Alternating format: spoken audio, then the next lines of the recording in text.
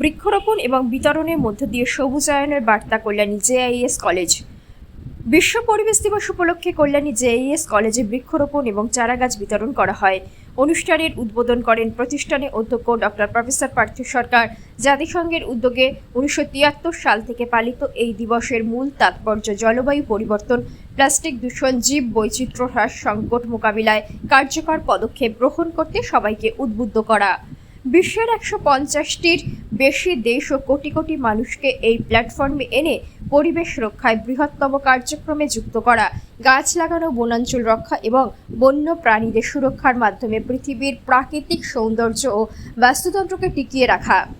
অনুষ্ঠানের শুরুতে পরিবেশ সংরক্ষণ ও সবুজায়নের গুরুত্ব নিয়ে আলোচনা করেন অধ্যক্ষ। তিনি সকলকে পরিবেশ রক্ষায় আরও সচেতন হওয়ার আহ্বান জানান। এই দিন বিভিন্ন বিভাগের ছাত্রছাত্রী সহ শিক্ষক শিক্ষিকারা অংশগ্রহণ করেন। আজকে হলো ওয়ার্ল্ড এনভায়রনমেন্ট ডে, বিশ্ব পরিবেশ দিবস।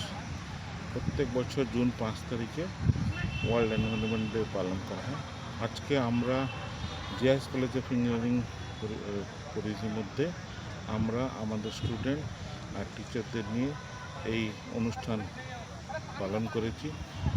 এইবারে এনভায়রনমেন্টের একটা শীর্ষক ছিল, যেটা প্রধানমন্ত্রী ওনার একটা মিশনের মধ্যে বলেছেন, এক পেড় মাকে নাম।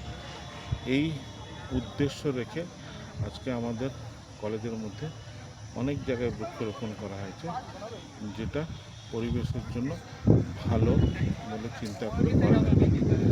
আশা করি এর দ্বারা আমরা কলেজের মধ্যে ব্যালেন্স মেনটেন করতে পারবো আর ভবিষ্যতের জন্য ভালো হবে বলে চিন্তা করছি।